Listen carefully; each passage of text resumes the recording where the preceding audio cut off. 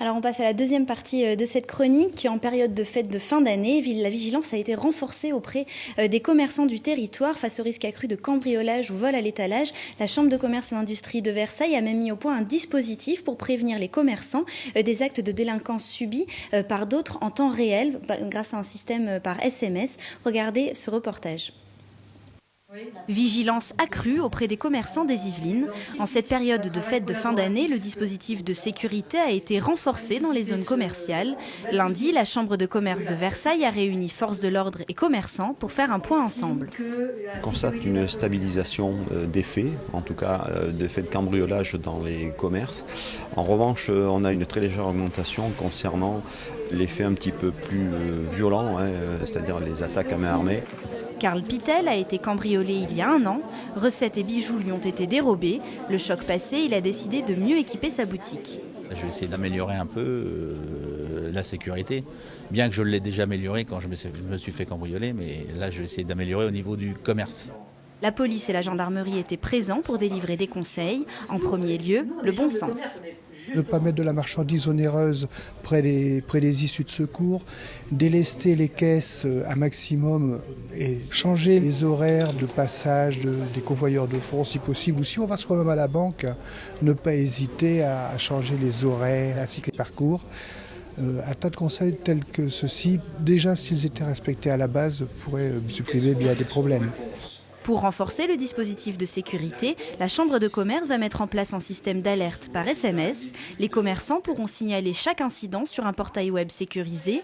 Les autres commerçants abonnés recevront quelques minutes plus tard une alerte SMS avec la description des faits. Lancement de l'opération prévu début 2013.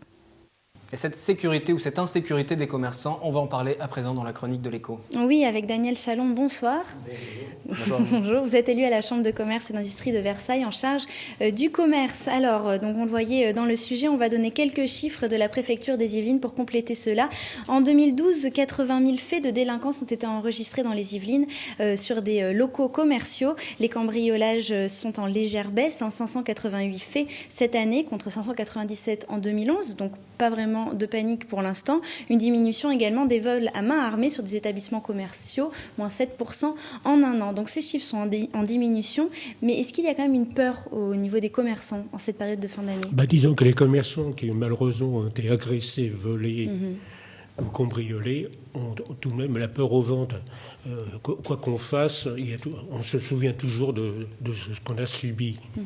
Et ce qu'il faut aussi reconnaître, c'est que les commerçants qui ont subi ces vols, ces cambriolages, sont obligés de payer les charges et payer la marchandise et de renouveler. C'est pour ça que la Chambre de commerce a fait et va faire qu'on s'appelle des cours de sécurité aux gens. Ensuite, voir dans leurs établissements ce qu'il en est. Si l'établissement est vraiment plus ou moins sécurisé, de ne pas mettre une caisse juste à l'entrée ou mettre des choses de valeur à l'entrée. Donc, une visibilité pour décourager l'agresseur. On parlait de ces agressions, justement. Est-ce que ces agressions sont aussi, même si elles sont en légère diminution, violentes, de plus en plus violentes ? Disons que si la personne qui est agressée, le commerçant, reste calme, il a moins de risque d'être assommé et agressé. Mais des fois, on a le réflexe de vouloir sauver son bien, l'outil de son travail. Est-ce qu'il y a des commerces qui sont plus touchés que d'autres ? Je pense notamment aux débitants de tabac. Oui, débitants de tabac et aussi les bijoutiers et tout ce qui est les métiers qui génèrent de l'argent. Il y a des métiers où... les bijoutiers, c'est la marchandise qu'on vole. Mais voler des espèces, il n'y en a pas, puisque les gens payent par carte bleue ou par chèque. Donc il faudrait presque qu'on vienne tous à payer par un moyen monétique.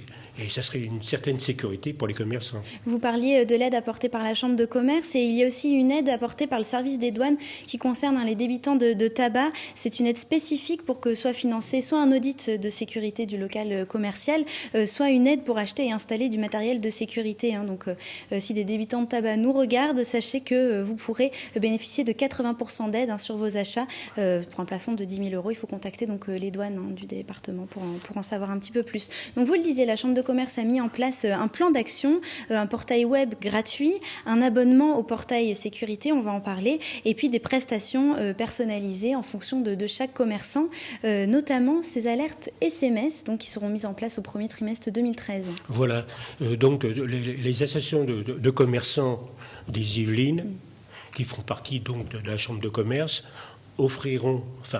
permettront à leurs adhérents de signaler aussitôt par SMS que dans telle rue, dans telle ville, un couple, que ce soit un homme blond ou une femme brune, donne des faux billets ou vole dans les boutiques. C'est-à-dire que l'homme distrait le commerçant pendant que la femme, ou vice-versa, vole. Donc, ça sera des réactions directes. En temps réel, en fait. Voilà, en temps réel, et ça évitera, j'espère, un maximum de vols. Ça a déjà été testé ailleurs, ce dispositif ? Oui. Oui, ça à Versailles déjà. À Versailles, ça fonctionne. Les commerçants de Versailles, de l'UVAC, le font déjà. Ils envoient des SMS. Visiblement, ça fonctionne. Si vous voulez l'étendre, on sait que ça fonctionne plutôt bien. Ce qu'on espère, c'est le faire au département et ensuite à la région. Ce sera un service payant ? Les SMS, oui, mais enfin, comme la Chambre de commerce va les acheter en grosse quantité, donc ça sera une mutualisation et ça ne reviendra pas. Vraiment, ça sera vraiment pas cher, puisque la Chambre de commerce le vendra, façon de parler, au prix coûtant. Donc, pour les commerçants, c'est intéressant et c'est une sécurité. Et il faudra aussi que cette sécurité joue aussi pour les commerces non sédentaires. Que la police se promène sur les marchés et sur les parkings où les véhicules sont volés. Oui, parce que vous m'expliquiez avant l'émission que les commerçants non sédentaires, leur assurance ne rembourse pas la marchandise volée. Sauf les alimentaires, mais tout ce qui est divers, vêtements, bijoux, n'importe quoi, tout ce qui est alimentaire est remboursé, mais tout ce qui n'est pas alimentaire n'est pas remboursé. Donc le commerçant devra rembourser la marchandise achetée, payer la TVA, les charges qui s'affèrent à tout ceci, et ensuite... malheureusement, il aura la trouille au corps en se demandant à chaque fois s'il va pas être attaqué ou autre chose. Alors pour finir, on va parler des structures d'aide vers lesquelles peuvent se tourner les commerçants. On parlait des débitants de tabac. Il existe deux autres structures. Tout d'abord, le FISAC, le Fonds d'investissement pour les services, l'artisanat et le commerce, qui propose une aide donc soumise à conditions, bien évidemment. Mais si vous êtes éligible, il peut prendre en charge 40% du montant des investissements pour la sécurisation du magasin. Et puis également la CRAMIF, la Caisse régionale d'assurance maladie d'Île-de-France, pareil, une aide soumise à conditions, mais qui peut aller jusqu'à 6 000 € par achat de caisses sécurisées. Vous en parliez en début. Et puis, donc, l'aide spécifique aux débitants dont on parlait tout à l'heure. Daniel Chalon, est-ce que d'autres réunions sont prévues sur ce thème pour continuer à informer les commerçants ? On le voyait dans le sujet, la gendarmerie, d'ailleurs, qui édite une petite information. Des fascicules. Voilà, des fascicules, la gendarmerie. Et puis, la police, pour venir, en fait, ils font du travail de terrain. Ils vont à la rencontre des commerçants pour leur donner des conseils. Est-ce que la Chambre de commerce va aussi continuer à alerter les commerçants ? Automatiquement, c'est que le début. Donc, on espère faire plusieurs réunions dans l'année avec les associations de commerçants, avec les élus municipaux, et aussi bien la gendarmerie que les forces de police. Automatiquement, c'est qu'un début. Et on espère que les gens viendront en réunion pour comprendre qu'on peut éviter tout ceci en simplement, des fois, en modifiant peu de choses et pouvoir travailler tranquille. Je reviens un petit peu en arrière sur l'entretien qu'on a eu tout à l'heure. Au tout début, vous nous disiez les commerçants ont la peur au ventre quand ils ont été agressés, par exemple. On entend assez souvent dans des faits divers des agressions de commerçants qui tournent mal parce qu'ils se sont armés aussi, par exemple. Ça fait aussi partie de vos missions de leur dire de ne pas s'armer, d'avoir des bonnes réactions et justement, ça peut quelquefois être plus dangereux pour eux d'être armés que de ne pas l'être. Oui, ça fait partie de notre mission. Mais vous avez les gens, quoi que vous disiez... c'est leur bien, ils ont travaillé jour et nuit, ils ont travaillé pendant des années et des années pour avoir qu'on s'appelle une boutique agréable, acheter des articles qu'ils payent et qu'ils sont obligés de payer 6 mois à l'avance ou 3 mois à l'avance.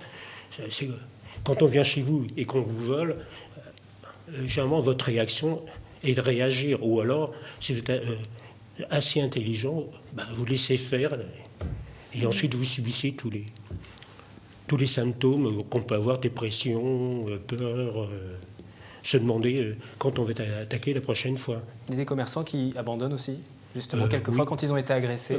Du fait qu'ils abandonnent, du fait qu'on leur vole leurs biens, leurs marchandises, et qu'ils n'ont pas prévu que cela peut arriver dans une affaire, automatiquement, ils se retrouvent à la rue. Non, ils n'ont pas d'aide, puisque le chômage, il faut attendre 6 mois pour avoir du chômage. Donc vous en avez beaucoup qui sont dépressifs à 200%. Donc, la nécessité de prévenir, de s'assurer suffisamment et de suivre les conseils qui peuvent être prodigués notamment par vous. Et des conseils assez simples, on le voyait dans le reportage, ça peut être, et puis vous le disiez, ne pas mettre en évidence la marchandise onéreuse. Avec les décorations de Noël, ne pas masquer les devantures par trop de décorations aussi. Parce que voir de la rue ce qui se passe dans le magasin. Exactement, voilà, on peut moins surveiller ce qui se passe à l'extérieur. Puis pour les aides, vous avez le FISAC aussi. Et disons que le FISAC, à moins de 3000 personnes, qui habitent dans la ville, vous faites la demande vous-même. Sinon, à partir de 3000 personnes, vous êtes obligé de passer par la mairie. La mairie et la chambre de commerce est là pour vous aider. On rappelle le FISAC. Le FISAC, le Fonds d'investissement pour les services, l'artisanat et le commerce. Très bien. Merci Alice. Merci beaucoup. Merci à vous. Alice, on va continuer avec l'info en plus de cette chronique éco. Oui, exactement. Alors elle concerne les ex-salariés de Nortel. C'est une première victoire pour ces ex-salariés. On en avait parlé il y a quelques mois. La filiale française du géant canadien des télécommunications implantée à Châteaufort avait été mise en liquidation judiciaire en 2009. Rappelez-vous, environ 140 salariés avaient alors contesté leur licenciement. Ce lundi, les prud'hommes de Versailles ont déclaré le licenciement de 128 d'entre eux sans cause réelle et sérieuse.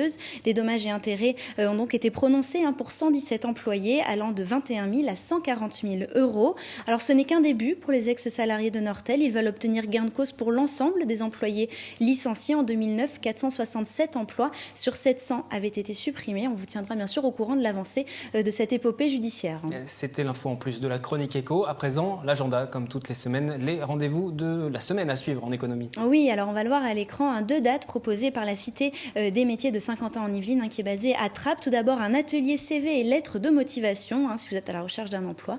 Vous voulez vous réorienter. Lundi 17 décembre de 14h à 16h. C'est gratuit et ouvert à tous sur inscription auprès de la Cité des métiers. Et puis un atelier sur le marché caché, un atelier un petit peu plus original, animé par le Centre interinstitutionnel des bilans de compétences des Yvelines. C'est mardi 18 décembre à 14h. C'est pareil, gratuit et ouvert à tous sur réservation. Merci Alice, merci à vos invités. Merci. Également, prochaine chronique de l'éco, ce sera la semaine prochaine. La même heure, chronique à retrouver également sur notre site internet. Ne l'oubliez pas, vous pouvez y retrouver toutes nos archives et puis les commenter également, ainsi que sur les réseaux sociaux. Pour terminer cette édition du 13 décembre, le rappel des titres. La maison médicale a 10 ans à Montigny-le-Bretonneux, alors que la ministre de la Santé vient de présenter ses mesures pour lutter contre les déserts médicaux. Les maisons médicales sont montrées en exemple pour désemplir notamment les urgences. L'apprentissage, une formule qui fonctionne. Les 42 CFA des Yvelines ont formé 16 000 apprentis cette année. Un plan national d'action va aussi voir le jour pour renforcer ces résultats. Les commerçants et leur sécurité. Une réunion était organisée par la Chambre de commerce.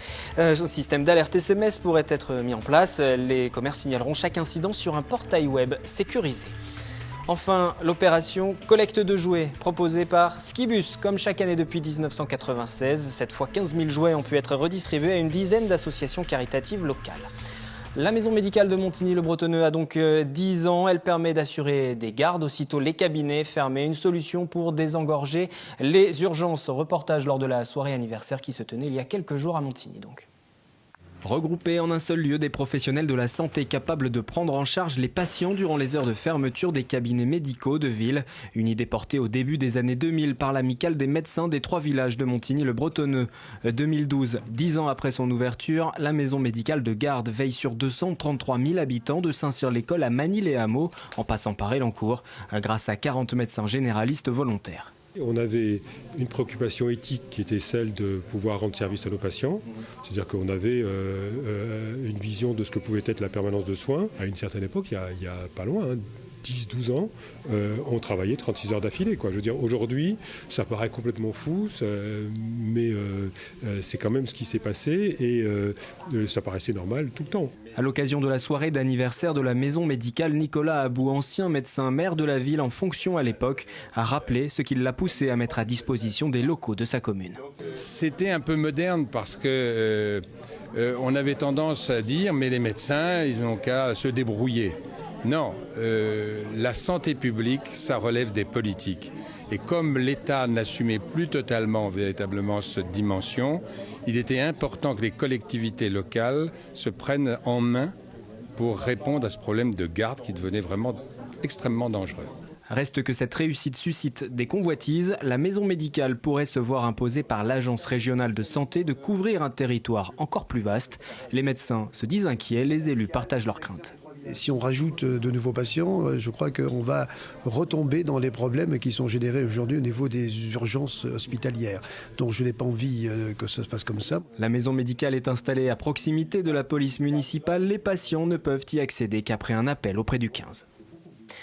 Une autre information à vous donner, Intouchable d'Olivier Nakache et Eric Toledano figure dans la catégorie meilleur film en langue étrangère pour les Golden Globes, l'antichambre des Oscars. La liste vient d'être dévoilée et la cérémonie se tiendra le 13 janvier. De bon augure pour Omar Sy qui vise toujours les Oscars pour ce rôle dans ce long métrage. Omar que vous retrouverez sur TV Fil 78 samedi et dimanche à 12h et à 22h. Interview à l'occasion de son retour dans les Yvelines pour présenter De l'autre côté du périph' de David Charon et avec également Laurent Lafitte. Eux aussi seront d'ailleurs en interview lors de cette édition spéciale. Le 7-8 revient lundi en direct à 18h avec de nouveaux invités. Je vous souhaite une excellente soirée sur notre antenne. Et n'oubliez pas l'édition du week-end, le 7-8, week-end présenté par Catherine Zulato dès demain, vendredi. Bonne soirée.